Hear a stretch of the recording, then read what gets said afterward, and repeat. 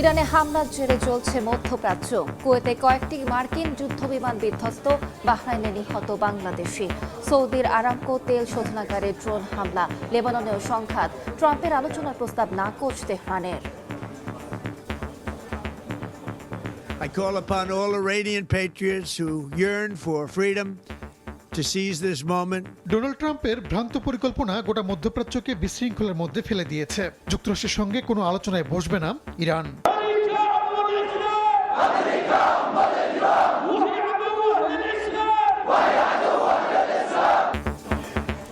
মার্কিন ইসরায়েল আগ্রাসনের প্রতিবাদে দেশে দেশে বিক্ষোভ। পাকিস্তান ইরাকে ব্যাপক সহিংসতা।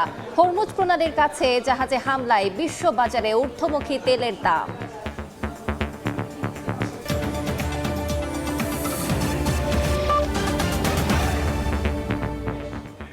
আন্তর্জাতিক সময়ের সঙ্গে আছি আমি আলিশা ইসলাম।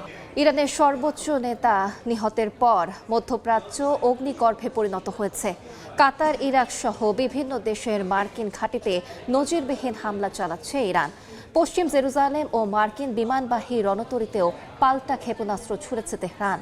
কুয়েতে যুক্তরাষ্ট্রের কয়েকটি যুদ্ধবিমান বিধ্বস্ত হয়েছে বলে নিশ্চিত করেছে কুয়েতের প্রতিরক্ষা মন্ত্রণালয়। অন্যদিকে যুক্তরাষ্ট্র ও ইসরায়েলও ইরানে হামলা অব্যাহত রেখেছে। এতে এখন পর্যন্ত বেশ কয়েকজন শীর্ষ নেতাসহ প্রাণ হারিয়েছেন অন্তত 550 মানুষ। এদিকে ইরানের নতুন নেতৃত্বের সঙ্গে আলোচনার প্রস্তাব দিয়েছেন মার্কিন প্রেসিডেন্ট ডোনাল্ড ট্রাম্প, তবে সেই প্রস্তাব প্রত্যাখ্যান করেছে তেহরান।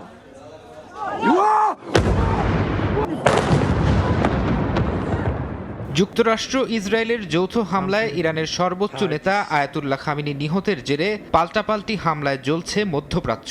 ইসরায়েলের রাজধানী তেল আবিব, পশ্চিম জেরুজালেমের রাতভর ব্যাপক ক্ষেপণাস্ত্র হামলা চালায় ইরান। অনেক মিসাইল প্রতিরোধে ব্যর্থ হয় আয়রন ডোম। ক্ষেপণাস্ত্র আঘাত হানে বিভিন্ন স্থাপনায়। এসব হামলায় প্রাণহানির খবরও পাওয়া গেছে। মধ্যপ্রাচ্যের কয়েকটি দেশের মার্কিন ঘাঁটিতেও দফায় দফায় হামলা চালিয়েছে ইরান। ক্ষেপণাস্ত্র ও ড্রোনের আঘাতে আগুন ধরে বিভিন্ন স্থানে। ইরাকে মার্কিন ঘাঁটিতে হামলার পর বিস্ফোরণ হয়েছে। এছাড়া কুয়েতও সোমবার ইরানি ড্রোন প্রতিহত করার দাবি করেছে। হামলা হয়েছে বাহরাইন, জর্ডানেও। সৌদি আরবের সবচেয়ে বড় তেল শোধনাগার আরামকোতে ড্রোন হামলা চালিয়েছে ইরান। হামলার পর শোধনাগারটি সাময়িকভাবে বন্ধ ঘোষণা করা হয়েছে। কুয়েতের আকাশে যুক্তরাষ্ট্রের যুদ্ধবিমান ভূপাতিত করার দাবি করেছে ইরান। কয়েকটি মার্কিন যুদ্ধবিমান বিধ্বস্ত হয়েছে বলে জানিয়েছে কুয়েতের প্রতিরক্ষা মন্ত্রণালয়। যদিও এসব যুদ্ধবিমান কি কারণে বিধ্বস্ত হয়েছে তা কোনো পক্ষ নিশ্চিত করেনি। মার্কিন বিমানবাহী রণতরীতে 4টি ক্ষেপণাস্ত্র আঘাত হানার দাবি করেছে ইরান। আইআরজিসি জানায় রণতরী ইউএসএস আব্রাহাম লিঙ্কনে হামলা চালিয়েছে তারা। এতে মার্কিন সামরিক বাহিনীর কয়েকজন সদস্য নিহত হয়েছেন বলে দাবি তাদের। যদিও এক মার্কিন কর্মকর্তা ইরানি ক্ষেপণাস্ত্র হামলায় রণতরীতে কোনো প্রভাব পড়েনি বলে দাবি করেছেন। অন্যদিকে ইরানেও অব্যাহত রয়েছে হামলা। গোলাবর্ষণ করেছে ইসরায়েল। তেহরানে কয়েক দফা ব্যাপক বিস্ফোরণের খবর পাওয়া গেছে। হামলায় বিভিন্ন বেসামরিক স্থাপনায় ক্ষয়ক্ষতি হয়েছে। রাজধানীর গান্ধী হাসপাতালেও বিমান হামলা চালানো হয়। ইউরোপের দেশ সাইপ্রাসেও ব্রিটিশ বিমান বাহিনীর ঘাঁটিতে ড্রোন আঘাত হেনেছে বলে দাবি করেছে যুক্তরাজ্যের প্রতিরক্ষা মন্ত্রণালয়। এর পরপরই প্রধানমন্ত্রী কিয়ার স্টারমার ঘোষণা দেন ইরানে হামলা চালাতে যুক্তরাজ্যের ঘাঁটি ব্যবহার করতে পারবেন মার্কিন সেনারা। সাইপ্রাসে হামলার পর ফ্রান্স, জার্মানিও যে কোনো হামলার বিরুদ্ধে প্রতিরোধমূলক ব্যবস্থা গ্রহণের সিদ্ধান্ত নিয়েছে। পাল্টাপাল্টি হামলার মধ্যেই লক্ষ্য পূরণ না হওয়া পর্যন্ত ইরানে অভিযান অব্যাহত থাকবে বলে হুঁশিয়ারি দিয়েছেন মার্কিন প্রেসিডেন্ট ডোনাল্ড ট্রাম্প। এই অভিযান 4 সপ্তাহ স্থায়ী হতে পারে বলেও জানিয়েছেন তিনি। একই সঙ্গে ইরানের নতুন নেতৃত্বের সঙ্গে আলোচনারও প্রস্তাব দেন ট্রাম্প। আমি আবারও বিপ্লবী গার্ড, ইরানের সামরিক বাহিনী ও পুলিশকে আহ্বান জানাচ্ছি, অস্ত্র সমর্পণ করুন এবং পূর্ণ দায়মুক্তি গ্রহণ করুন, না হলে নিশ্চিত মৃত্যুর মুখোমুখি হতে হবে এবং তা মোটেও সুখকর হবে না। এদিকে যুক্তরাষ্ট্রের সঙ্গে পরমাণু ইস্যুতে আলোচনার সম্ভাবনা নাকচ করে দিয়েছেন ইরানের জাতীয় নিরাপত্তা পরিষদের শীর্ষ কর্মকর্তা আলী লারিজানি। ফারহাদ চৌধুরী, সময় সংবাদ। বাহরাইনে ক্ষেপণাস্ত্র হামলায় মোহাম্মদ তারেক নামে এক বাংলাদেশি নিহত হয়েছেন। তার গ্রামের বাড়ি চট্টগ্রামের সন্দ্বীপ উপজেলার আজিমপুর ইউনিয়নে। সোমবার ভোরে বাহরাইনের একটি ড্রাই ডক শিপইয়ার্ডে কাজ করছিলেন তারেক। তখন ক্ষেপণাস্ত্র হামলায় নিহত হন তিনি। প্রায় 27 বছর ধরে বাহরাইনে কর্মরত ছিলেন তারেক। বিষয়টি নিশ্চিত করে বাহরাইনে নিযুক্ত বাংলাদেশের রাষ্ট্রদূত মোহাম্মদ রইস হাসান সরোয়ার জানান, ক্ষেপণাস্ত্র হামলায় এক বাংলাদেশি নিহতের পাশাপাশি আহত হয়েছেন আরও 2 বাংলাদেশি। এর আগে ইরানের ড্রোন হামলায় সংযুক্ত আরব আমিরাতে এক বাংলাদেশি সহ 3 প্রবাসী নিহত হন। আহত হয়েছেন বাংলাদেশি সহ অন্তত 58 জন। এছাড়া কুয়েত আন্তর্জাতিক বিমানবন্দরে আহত হয়েছেন 4 বাংলাদেশি সহ অন্তত 12 জন।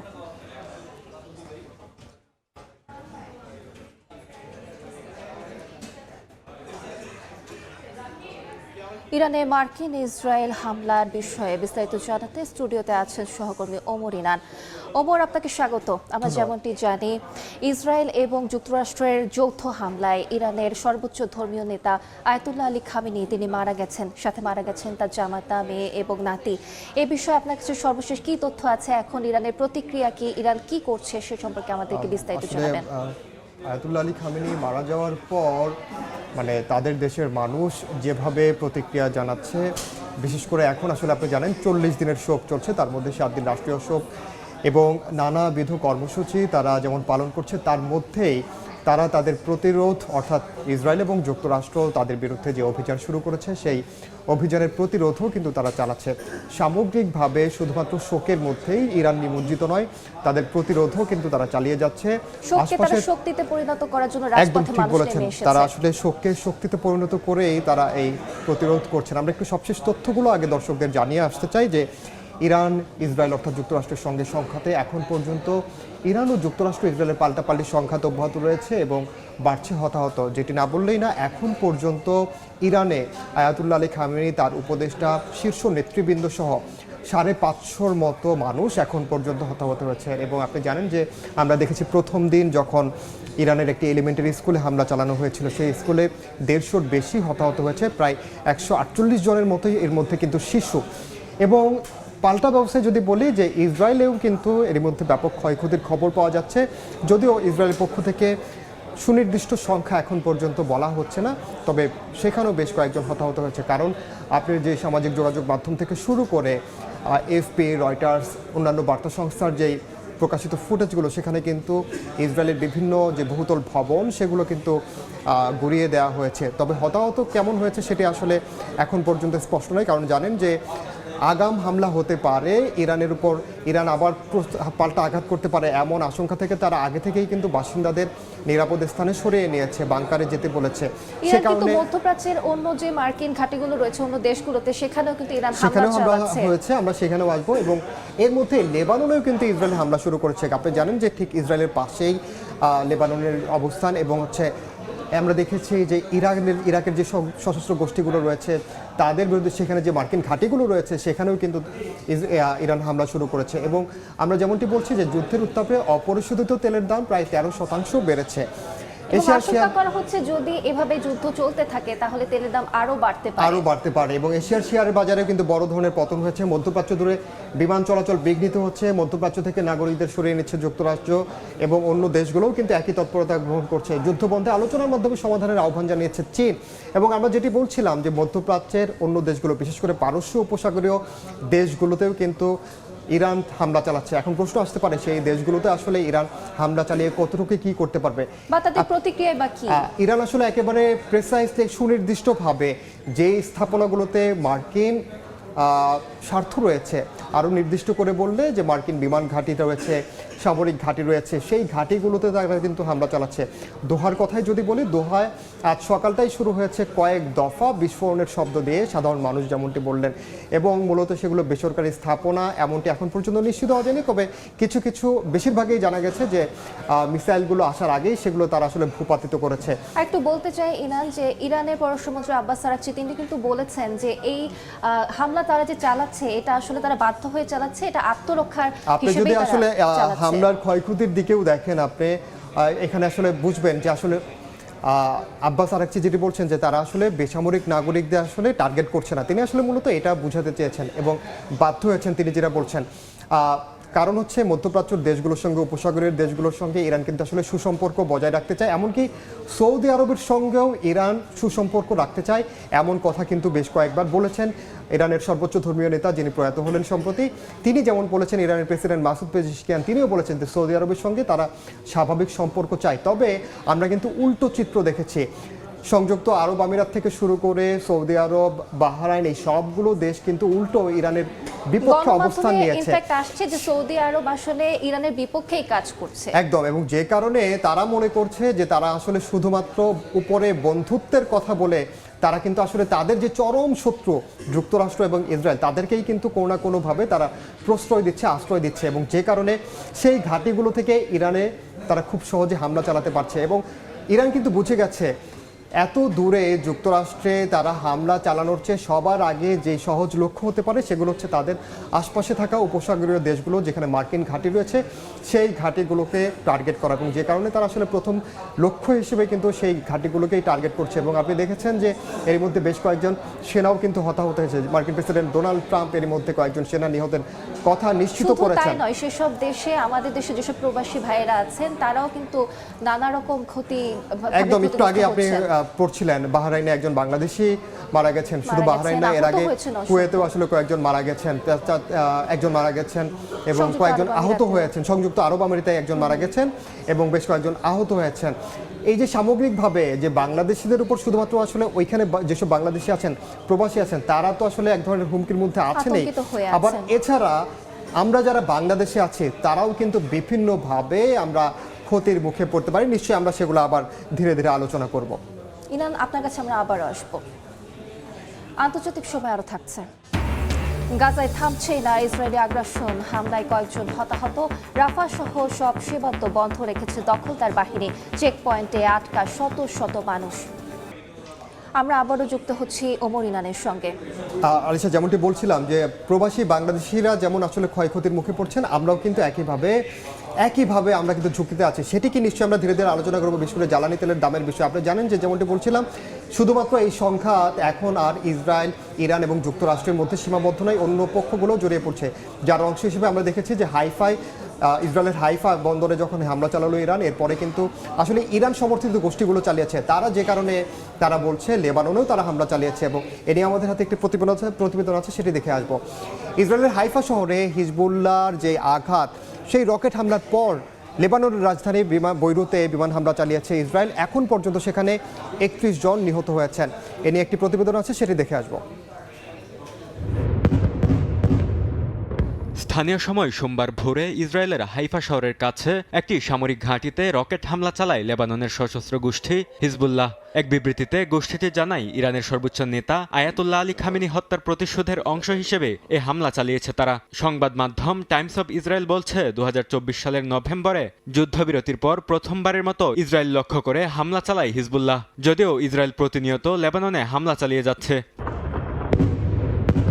হিজবুল্লাহর হামলার পর লেবাননের রাজধানী বৈরুতে বিমান হামলা শুরু করে ইসরায়েলি বাহিনী।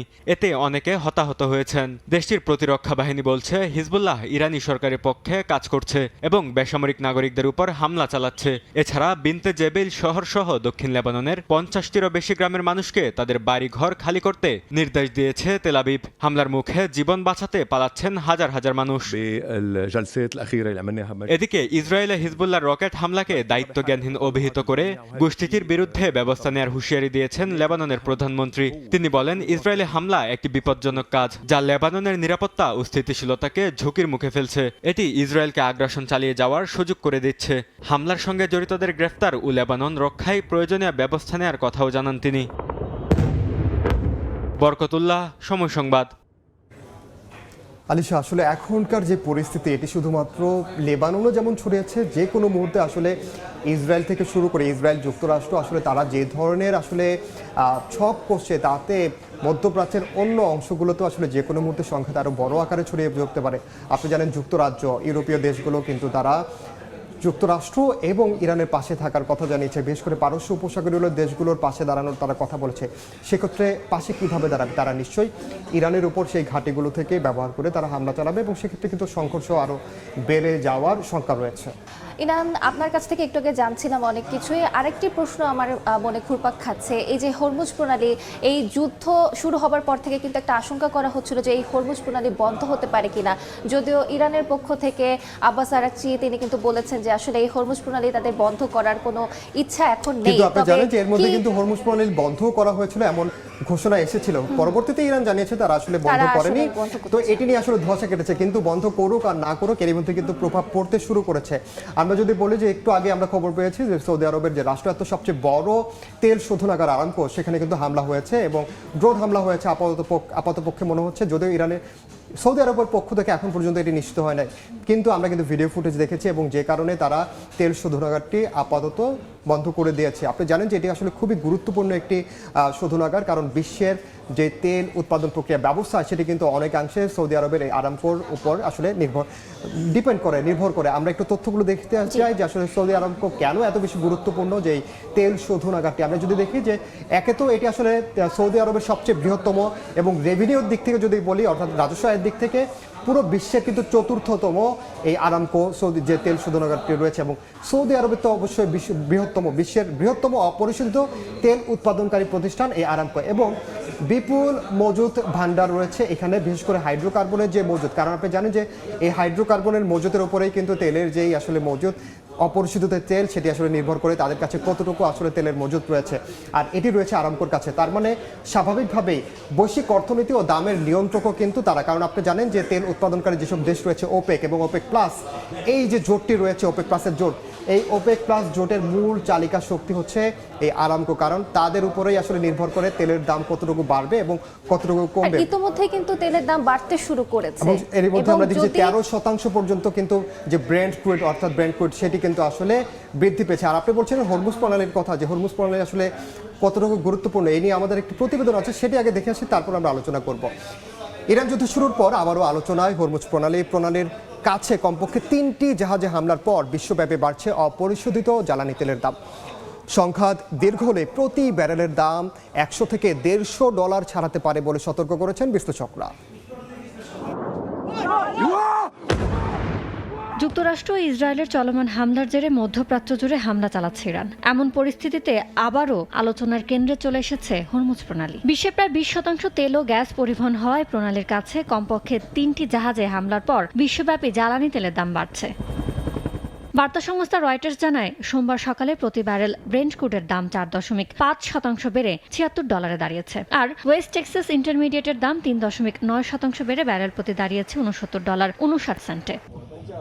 UK maritime trade operation centre UKMTO জানিয়েছে, 2টি জাহাজে আঘাত হানা হয়েছে এবং একটি জাহাজের খুব কাছাকাছি একটি অজানা প্রজেক্টাইল বিস্ফোরিত হয়েছে। ইরানের Islamic revolutionary guards crops IRGC জানায়, যুক্তরাজ্য ও মার্কিন যুক্তরাষ্ট্রের 3টি ট্যাঙ্কার ক্ষেপণাস্ত্রের আঘাতে পুড়ে গেছে।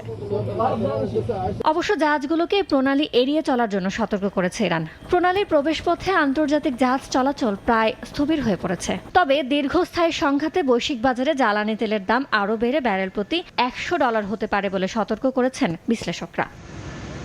ইয়ানুর শিফাত, সময় সংবাদ।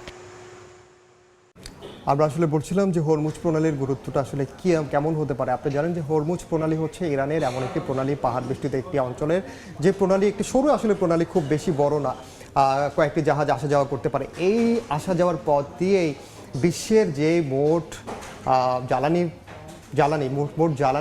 20% আসলে পরিবাহিত হয় হরমুজ প্রণালী, জ্বালানি খাতের লাইফলাইন বলা হয় হরমুজ প্রণালী। এবং সেই কারণে এই অঞ্চল তো বটে, এশিয়া থেকে শুরু করে মধ্যপ্রাচ্য, এই অঞ্চলের প্রত্যেকটি দেশ আসলে হরমুজ প্রণালীর এই তেলের উপর নির্ভরশীল। এবং একবার যদি হরমুজ প্রণালীতে কোনো রকম ব্যাঘাত ঘটে, সেক্ষেত্রে জ্বালানির তেলের দাম হু হু করে বেড়ে যায়, এবং যেটি কিন্তু আমরা বাংলাদেশে বেশ কয়েকবার দেখেছি। আর এমনিতেই আপনি জানেন যে বাংলাদেশে কোনো না কোনো ছুতো এমনিতেই যে কোনো জিনিসের আসলে দাম বেড়ে যায়, সেটি আসলে প্রভাব পড়ুক আর না পড়ুক। আর আপনি জানেন যে আমাদের যেহেতু সংকটের দীর্ঘায়িত যদি হয় এই সংঘাত, তাহলে কিন্তু আরো বাড়তে পারে, আরো বেশি হবে। আপনি জানেন যে আমাদের যেহেতু এমনিতেই সংকট, আমাদের মানুষ বেশি, আমাদের চাহিদা বেশি, সেক্ষেত্রে আমাদের কিন্তু এগুলো বুঝে শুনেই আসলে সবকিছু চালাতে হয়। সেক্ষেত্রে আমরাও কিন্তু আসলে এক ধরনের বিপদের মধ্যেই আছি। আপনি জানেন যে এর মধ্যে যে ঢাকার যে শেয়ার বাজার, সেই শেয়ার বাজারেও কিন্তু দরপতন শুরু হয়েছে। গতকাল সপ্তাহের প্রথম কর্মদিবস ছিল, সেই সপ্তাহের প্রথম কর্মদিবসে আমরা দেখেছি আসলে সূচক একেবারেই নিম্নমুখী ছিল এবং দরপতন হু করে আসলে নেমেছে এবং একই সঙ্গে আমরা শেয়ার বিক্রির হিড়িক লেগেছে এবং আপনি বিনিয়োগকারীদের জানেন মাঝে। সেটি তো খুব স্বাভাবিক, কারণ আপনি যখন দেখবেন যে সামনে ভবিষ্যৎ কি হতে যাচ্ছে, আমি যেটি আসলে বিনিয়োগ করলাম সেটির কি আসলে মুনাফা আমি কি পাবো, কারণ একটা অনিশ্চয়তা তৈরি হচ্ছে, সেই কারণে তারা অনিশ্চয়তার কারণে তাদের শেয়ারগুলো বিক্রি করতে বাধ্য হচ্ছে, যেটি আমরা গতকাল দেখেছি। এবং শুধুমাত্র ঢাকা নয়, এশিয়ার পুরো শেয়ার বাজারের চিত্রই কিন্তু আসলে এরকম।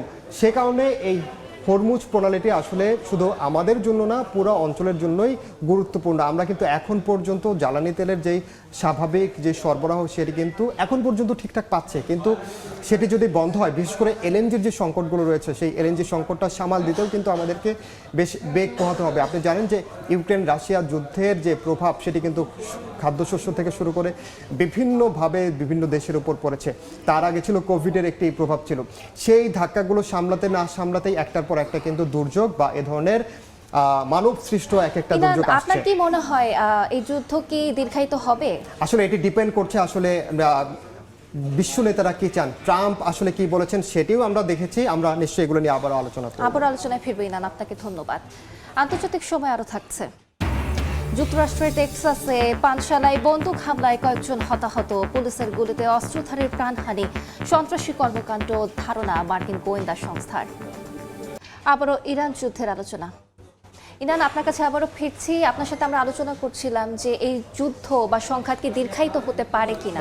আসলে আমার কথার উপর তো আসলে বলা যাবে না যে দীর্ঘায়িত হবে কি হবে না, তবে বিশ্ব নেতারা যেমনটি বলছেন, মার্কিন প্রেসিডেন্ট ডোনাল্ড ট্রাম্প কিন্তু আজকে বলেছেন তিনি যে তারা এমনভাবে প্রস্তুতি নিয়েছেন মোটামুটি 4 সপ্তাহের জন্য তারা এই যুদ্ধ চালিয়ে যাবেন বলেই তারা আসলে ধারণা করছেন। এবং তিনি আবার ইরান থেকে বলা হচ্ছে যে তারা কোনো রকম সমঝোতায় যেতে চাচ্ছে না। সমঝোতা বলতে কি, আপনি জানেন যে যুক্তরাষ্ট্র অর্থাৎ মার্কিন প্রেসিডেন্ট ডোনাল্ড ট্রাম্প বলেছেন নতুন যে নেতৃত্ব তারা প্রস্তাব দিয়েছে যে তারা ইরান তাদের যুক্তরাষ্ট্রের সঙ্গে আলোচনায় বসুক এবং তারা নাকি রাজিও হয়েছে। তবে আলী রাজী তিনি বলেছেন, অর্থাৎ ইরানের যে নিরাপত্তা বিষয়ক সচিব, তিনি বলেছেন যে না, আসলে ইরান এখন পর্যন্ত এ ধরনের কোনো প্রস্তাবে রাজি নাই। তারা আসলে তাদের শেষ রক্তবিন্দু দিয়ে তারা এই লড়াইটি চালিয়ে যেতে চায়। ট্রাম্প বলছিলেন যে ইরানের পক্ষ থেকে বলা হচ্ছে যে তারা আলোচনায় আসতে চায়, ইরানের নতুন নেতৃত্ব, কিন্তু ট্রাম্প বলছেন যে তারা অনেক বেশি দেরি করে ফেলেছেন, তারপরও আমরা আলোচনায় বসবো, কিন্তু ইরান থেকে সেটি নাকচ করে দেওয়া হয়েছে। বিশ্লেষকরা আসলে যেটি বলছেন এটি আসলে ট্রাম্পের একটি টোপ, কারণ আপনি জানেন যে ট্রাম্প কিন্তু সুস্পষ্টভাবে বলেছেন যে আগামী 4 সপ্তাহ ধরে তারা এই যুদ্ধটি চালিয়ে যেতে পারে। অন্যদিকে আপনি যদি ইরানের যদি দেখেন, ইরান আসলে তারা কি ধরনের কৌশল হাতে নিয়েছে। ইরানের বিরুদ্ধে বিভিন্ন সময় আসলে প্রক্সি নেটওয়ার্কিংয়ের তারা অভিযোগ রয়েছে। আপনি জানেন যে লেবাননের হিজবুল্লাহ যদি বলে, ইয়েমেনের হাউথি বিদ্রোহীদের কথা বলে, এগুলো সবই মূলত ইরান সমর্থিত, যুক্তরাষ্ট্র দাবি করে থাকে। এবং যে কারণে এই গোষ্ঠীগুলো যতদিন সক্রিয় থাকবে, অর্থাৎ তারা তো স্বাভাবিকভাবেই ইরানের পক্ষেই তারা লড়াই চালাবে। তো ইরান কিন্তু এখানে একা নয়, হতে পারে অন্য দেশগুলো ইরানকে সরাসরি এখন পর্যন্ত সমর্থন দিচ্ছে না বা সহযোগিতা করছে না, তবে ইরান কিন্তু তাদের যে সক্ষমতা, এখন পর্যন্ত বলা হয় যে ইরানের হাতেই সবচেয়ে বড় মিসাইল ভান্ডার রয়েছে। সুতরাং মিসাইল ভান্ডারের কথা যদি আপনি চিন্তা করেন যে ইরানের হাতে কি মিসাইল ভান্ডার কি আদৌ কি শেষ হয়েছে, সেটি কিন্তু এখনই বলা যাচ্ছে না, মাত্র আসলে যুদ্ধটা শুরু হয়েছে। সুতরাং ইরানের সক্ষমতা কতটুকু কমলো তার উপরেও কিন্তু নির্ভর করছে। আর যুক্তরাষ্ট্র এই যুদ্ধটা কতদিন চালাতে পারবে সেটি কিন্তু একটি প্রশ্ন আসে, কারণ আপনি জানেন যে এরই মধ্যে ইউক্রেন এবং রাশিয়া যে যুদ্ধ চলছে, সেখানে ইউক্রেনকে সব ধরনের সহযোগিতা করছে যুক্তরাষ্ট্র এবং তার মিত্ররা, যে কারণে একদিকে ইউক্রেনকে তাদের বিপুল আকারে বিপুল পরিমাণে সামরিক সরঞ্জাম সরবরাহ করতে হচ্ছে নতুন করে। এখন যদি তারা আবারও তাদের যেই সামরিক সরঞ্জামগুলো ইরানের বিপক্ষে ইসরায়েলের হয়ে যদি তারা ব্যবহার করে, সেই ক্ষেত্রে তাদের ভান্ডারেও কিন্তু একটি টান পড়বে। আর সবচেয়ে বড় কথা, যুদ্ধটা কিন্তু আসলে ব্যয়বহুল। আপনি যদি চিন্তা করেন যে এখানে যুক্তরাষ্ট্র যে ধরনের মিসাইলগুলো ইরানের ড্রোন ভূপাতিত করার জন্য ব্যবহার করছে, সেটি আপনি শুনলে অবাক হবেন। ইরান ছুটছে, আপনি দেখছেন হয়তো বা 10,000, 20,000, 30,000 টাকার বা তাদের রিয়ালের একটি ড্রোন, আর সেক্ষেত্রে যুক্তরাষ্ট্র ছুটছে কয়েক হাজার ডলার মূল্যের তারা প্যাট্রিয়ট মিসাইল, যেটির দাম কোটি কোটি টাকা। সেই হিসাব যদি করেন, আসলে এটি আসলে ব্যয়বহুল। যুক্তরাষ্ট্র আসলে এটি কতদিন চালাতে চায়, তাদের লক্ষ্য আসলে অর্জন হয় কিনা সেটি আসলে নির্ভর করছে যুদ্ধটা আসলে কতদিন দীর্ঘায়িত হতে পারে। ইনান, আপনার কাছ থেকে অনেক গুরুত্বপূর্ণ তথ্য জানলাম, আপনাকে অসংখ্য ধন্যবাদ আমাদের সাথে যুক্ত হওয়ার জন্য। ধন্যবাদ। স্টুডিওতে যুক্ত ছিলেন সহকর্মী ওমর ইনান। আমরা আলোচনা করছিলাম ইরান, ইসরায়েল এবং যুক্তরাষ্ট্রের ইস্যু সম্পর্কে। ইরানের সর্বোচ্চ নেতা আয়াতুল্লাহ আলী খামেনি হত্যার প্রতিবাদে বিক্ষোভে ফুঁসছে বিশ্বের বিভিন্ন দেশ। ইরাকের বাগদাদে মার্কিন দূতাবাস ঘিরে বিক্ষোভ করেন হাজারো মানুষ। পাকিস্তানের বিভিন্ন শহরে বিক্ষোভে পুলিশের সঙ্গে সংঘাতে নিহতের সংখ্যা বেড়ে দাঁড়িয়েছে 21 জনে। বিক্ষোভ হয়েছে ইয়েমেন, তুরস্ক, মালয়েশিয়াতেও। ইরানের সর্বোচ্চ নেতা আয়াতুল্লাহ আলী খামেনি হত্যার প্রতিবাদে ক্ষোভ ছড়িয়ে পড়ে ইরাকের বিভিন্ন জায়গায়। স্থানীয় সময় রোববার রাতে রাজধানী বাগদাদের কূটনৈতিক এলাকায় জড়ো হন শত শত বিক্ষোভকারী। মার্কিন দূতাবাস ঘিরে স্লোগান দিতে থাকেন তারা। পরিস্থিতি নিয়ন্ত্রণে আনতে টিয়ার গ্যাস নিক্ষেপ করে পুলিশ। বিক্ষোভ ছড়িয়েছে পাকিস্তানেও। একাধিক শহরে মার্কিন কূটনৈতিক স্থাপনার বাইরে পুলিশের সঙ্গে সংঘর্ষে জড়ায় বিক্ষোভকারীরা। দিনব্যাপী সংঘর্ষে বহু মানুষ নিহত হয়েছেন। খামেনির প্রতি শ্রদ্ধা জানান লেবাননের শত শত হিজবুল্লাহ সমর্থক। স্থানীয় সময় রোববার বৈরুতের দক্ষিণাঞ্চলে জড়ো হয়ে সমাবেশ করেন তারা। যুক্তরাষ্ট্র ও ইসরায়েলের হামলায় তার নিহত হওয়ার খবরে শোক প্রকাশ করেন তারা। এদিকে মার্কিন প্রেসিডেন্ট ডোনাল্ড ট্রাম্প ইসরায়েলের প্রধানমন্ত্রী বিনিয়ামিন নেতানিয়াহুর ছবির পোস্টার হাতে বিক্ষোভ হয়েছে তুরস্কে। বিক্ষোভকারীরা মিছিল নিয়ে ইসরায়েলি কনসুলেটের সামনে অবস্থান নেন। এ সময় ইরানের প্রতি সংহতি জানিয়ে স্লোগান দেন তারা। একাধিক বক্তা যুক্তরাষ্ট্রের নীতিকে আগ্রাসন আখ্যা দিয়ে মুসলিম বিশ্বের ঐক্যের আহ্বান জানান। আমরা এখানে এসেছি এই হত্যাযজ্ঞ, এই দমন নীতি, এই আক্রমণগুলোকে নিন্দা জানাতে, শোষিতদের জন্য একটি কণ্ঠস্বর উপস্থাপন করতে, দেখাতে চাই আমরা মুসলিম উম্মার পাশে দাঁড়াচ্ছি এবং আমরা তাদের সঙ্গে একত্রে কাজ করতে চাই।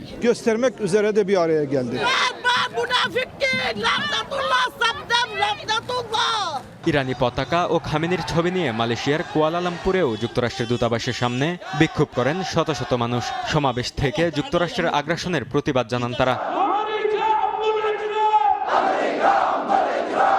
একই দিন ইয়েমেনের রাজধানী সানায় হাজার হাজার বিক্ষোভকারী রাস্তায় নেমে ইরানের প্রতি সংহতি জানান। যুক্তরাষ্ট্র ও ইসরায়েল বিরোধী স্লোগান দেন বিক্ষোভকারীরা। রাইফেল হাতে সমাবেশে অংশ নেন অনেকেই।